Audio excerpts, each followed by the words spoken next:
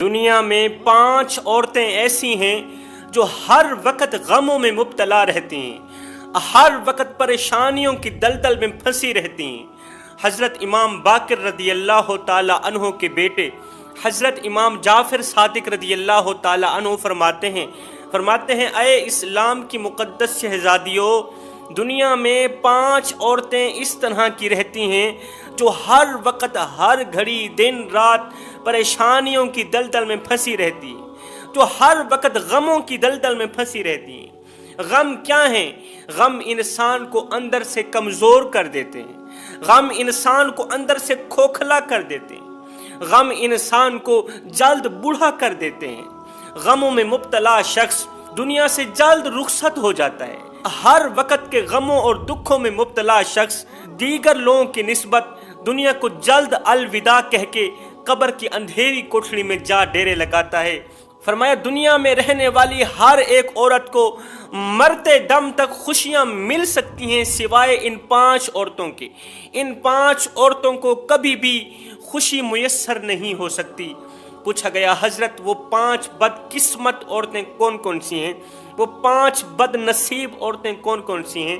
تو حضرت امام جعفر صادق رضی اللہ تعالی عنہ نے فرمایا میں نے اپنے بابا حضرت امام باقر رضی اللہ تعالی عنہ سے سنا، انہوں نے اپنے بزرگوں سے سنا، وہ فرمایا کرتے تھے کہ دنیا میں 5 عورتیں اس طرح کی رہتی ہیں جو کبھی بھی خوش نہیں ہو سکتی، جو ہر وقت غموں کی دلدل میں پھنسی رہتی ہیں۔ پہلی عورت حسد کرنے والی عورت۔ میرے کریم نبی نے فرمایا ابن آدم کی ہر چیز بوڑھی ہو جاتی ہے سوائے ان 3 چیزوں کی۔ آدم کے بیٹے کی ہر چیز بوڑھی ہو جاتی ہے سوائے ان 3 چیزوں کے۔ نمبر 1 حرص، نمبر 2 حسد، نمبر 3 لمبی امیدیں باندھنا۔ ابن آدم کی ہر چیز بوڑھی ہو جاتی ہے مگر یہ 3 چیزیں جوان ہی رہتی ہیں۔ شیطان کو اللہ تعالیٰ کبھی بھی شیطان نہ بناتا، شیطان کے گلے میں اللہ تعالیٰ کبھی بھی لعنت کا پٹا نہ ڈالتا اگر اس کے اندر یہ 2 چیزیں نہ ہوتی۔ وہ کون سی 2 چیزیں؟ نمبر 1 حسد، نمبر 2 تکبر۔ اگر اس کے اندر حسد نہ ہوتی شیطان کبھی بھی شیطان نہ بنتا، اگر اس کے اندر تکبر نہ ہوتا، ان دونوں چیزوں نے اسے تا قیامت کے لیے مردود بنا دی۔ اللہ رب العالمین نے جب حضرت آدم علیہ السلام کا جسم بنایا تو یہ ایک نئی شکل تھی جسے دیکھ کر فرشتے تعجب میں پڑ گئے کہ کتنی خوبصورت شکل ہے، کتنا خوبصورت جسم ہے۔ اس کی خوبصورتی دیکھ کر تعریف بیان کرنے لگے کہ بہت ہی زیادہ خوبصورت ہے، بہت ہی زیادہ عمدہ ہے۔ لیکن جب شیطان نے اس جسم کو دیکھا، جب شیطان نے یہ نئی شکل دیکھی تو دیگر فرشتوں سے کہنے لگا کہ اگر اللہ نے اسے ہم پر ترجیح دی، اگر اللہ نے اس کا مقام ہم سے بلند کیا تو میں اللہ کے اس حکم کو کبھی بھی نہیں مانوں گا اور میں اس جسم کو جلد ہلاک کر دوں گا، میں اس جسم کو جلد تباہ کر دوں گا۔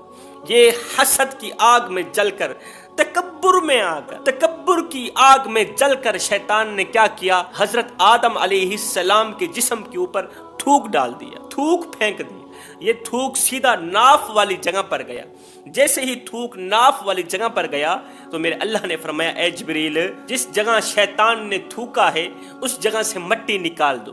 جبریل علیہ السلام نے جس جگہ شیطان نے تھوکا تھا عین اسی جگہ ناف کے اوپر سے مٹی اٹھائی تو اس مٹی کے ذریعے اللہ تعالیٰ نے کتے کو پیدا فرمایا۔ اسی مٹی سے اللہ رب العالمین نے کتے کو پیدا فرمایا۔ اب کتے کے اندر 3 خصلتیں اسے آدمی سے ان سے ہے، ان سے اس لیے ہے کہ یہ مٹی حضرت آدم علیہ السلام کی ہے۔ کتا ساری رات جاگتا ہے، کم سوتا ہے زیادہ جاگتا ہے، کیونکہ ہاتھ حضرت سیدنا جبریل علیہ السلام کے لگے۔ کتا اپنی قوم کا ویری ہے، اپنی قوم کو دیکھ لے کاٹنے کے بغیر نہیں رہتا، حسد کی آگ میں جل جاتا ہے۔ یہ حسد کی آگ میں کیوں جلتا ہے، حرص کی آگ میں کیوں جلتا ہے، یہ لوگوں کو کیوں کاٹتا ہے؟ اس لیے کہ یہ تھوک شیطان لعین کا ہے۔ فرمایا حسد نے اتنے بڑے فرشتے کو شیطان بنا دیا، تکبر نے اتنے بڑے عبادت گزار فرشتے کو شیطان بنا دیا۔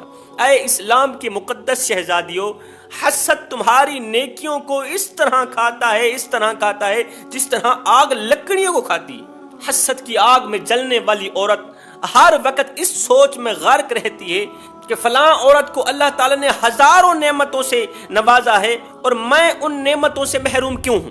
اللہ نے مجھے ان نعمتوں سے محروم کیوں رکھا؟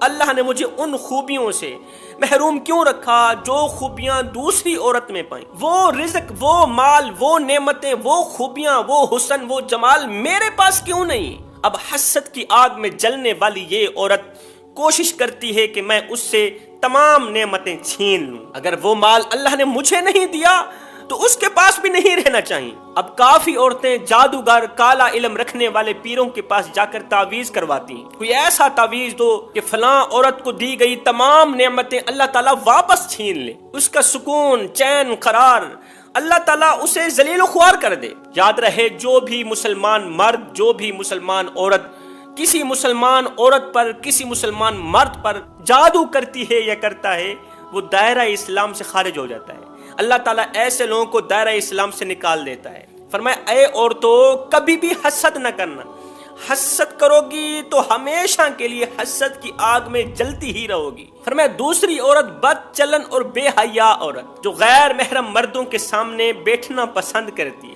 جو غیر محرم مردوں کے سامنے، غیر محرم مردوں کے ساتھ اٹھنا بیٹھنا، رنگ برنگے کھانے کھانا پسند کرتی ہے، ناچنا کودنا پسند کرتی ہے، جب گھر سے باہر نکلتی ہے تو بن سمر کر نکلتی ہے، اس سوچ کی بنیاد پر وہ بن سمر کر نکلتی ہے کہ میں ہر ایرے ویرے نتھو خیرے لونڈے باز کی نظروں میں آؤں، اس کی شہوت بھری نظروں کا نشانہ بنوں، اس کی شہوت بھری نگاہوں کو تسکین دوں۔ شوہر کی غیر موجودگی میں کسی کو گھر میں بلا کر اس سے باتیں کرتی ہے، اس سے اپنی خواہشات پوری کراتی ہے، اس سے گناہ کبیرہ کراتی ہے۔ ایسی عورت عارضی طور پر تو خوش ہوتی ہے جب اسے گناہوں سے لذت مل رہی ہوتی ہے، غیر محرم مردوں کے سامنے بیٹھ کے فحاشی کی باتیں کرنے میں لذت مل رہی ہوتی ہے، اس وقت تو یہ خوش ہو رہی ہوتی ہے، عارضی طور پر تو اسے خوشی ملتی ہے۔ لیکن جب یہ عورت گناہ کرنے کے بعد فارغ ہوتی ہے تو ایک بار دل دھڑکتا ہے، دل دھڑک کر کہتا ہے غلط کر رہی ہو، تو نے غلط کیا ہے، حساب دینا پڑے گا۔ ہائے، جوانی میں تو خوب مستیاں کرتی ہے،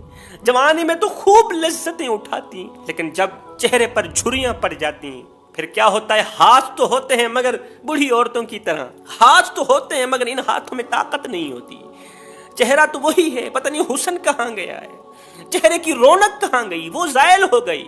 بڑھاپے نے رونق چھین لی، بڑھاپے نے حسن چھین لیا، طاقت چھین لی، مستیاں، وہ خواہشات، وہ تمام لذتیں بڑھاپے نے چھین لی۔ جب عمر 40-50 سال کی ہو جاتی ہے، اب کیا ہوتا ہے؟ توبہ کرنے کے بعد بھی اندر سے کھٹکا رہتا ہے کہ پتہ نہیں کیا بنے گا، پتہ نہیں قبر میں کیا ہوگا، حشر والے دن کیا بنے گا۔ توبہ کرنے کے بعد بھی اندر سے کھٹکا رہتا ہے، ساری زندگی میں نے گناہوں میں گزاری، ساری زندگی غفلت میں گزاری، قیامت کے دن اگر اللہ نے پوچھ ہی لیا بتا تو صحیح تو نے جوانی کہاں پہ گزاری ہے، تو اللہ کو کیا منہ دکھاؤں گی، اس کے رسول کو کیا منہ دکھاؤں گی؟ اللہ اکبر، ہڈیاں کمبن گوڈے کھڑکن تے بدل گیا لک تیرا، اجے بھی بدیوں باز نہ آئیوں، جیو مرد دلیرا۔ فرمایا، تیسری عورت شوہر کی نافرمان عورت، شوہر کے سمجھانے کے باوجود بھی اس پر عمل نہیں کرتی، ہر وقت شوہر کا دل دکھانا، شوہر کے زخموں پر نمک چھڑکنا، شوہر محنت مزدوری کر کے شام کو گھر آیا ہے، اس نے دروازہ کھولا، بجائے استقبال کرنے کے کوئی ایسا جملہ بولتی ہے کہ شوہر کی تھکاوٹ اور زیادہ بڑھ جاتی ہے۔ شوہر کی نافرمان عورت کی نہ نماز قبول ہوتی ہے، نہ اس کی دعا قبول ہوتی ہے، کوئی بھی عمل قبول نہیں ہوتا جب تک یہ اپنے شوہر کو راضی نہیں کرتا۔ اللہ تعالیٰ ایسی عورت سے سکون چھین لیتا ہے، قرار چھین لیتا ہے۔ ایسی عورت کا دل ہر وقت بے چین، بے قرار، بے اطمینانی کا سبب رہتا ہے۔ فرمایا، چوتھی عورت بد اخلاق عورت، یہ بد اخلاق عورت جہاں بھی جاتی ہے اپنا گلا اپنے کانوں سے سنتی ہے۔ فرمایا، نمبر 5 بے نمازی عورت، جو عورت نماز نہیں پڑھتی، اللہ تعالیٰ نماز نہ پڑھنے کی دنیا میں سزا یہ دیتا ہے، اس سے سکون چھین لیتا ہے، قرار چھین لیتا ہے، یہ بھی ہر وقت ہر گھڑی ہر لمحے پریشان ہی پریشان۔